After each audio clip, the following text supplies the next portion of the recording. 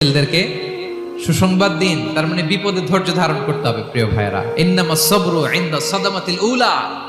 বিপদে আমরা অনেক সময় প্যানিক হয়ে যাই, অস্থির হয়ে যাই, কি করব, হতাশ। না, মুমিনরা হতাশ হয় না, ধৈর্য ধারণ করে। কি করে? কি করে?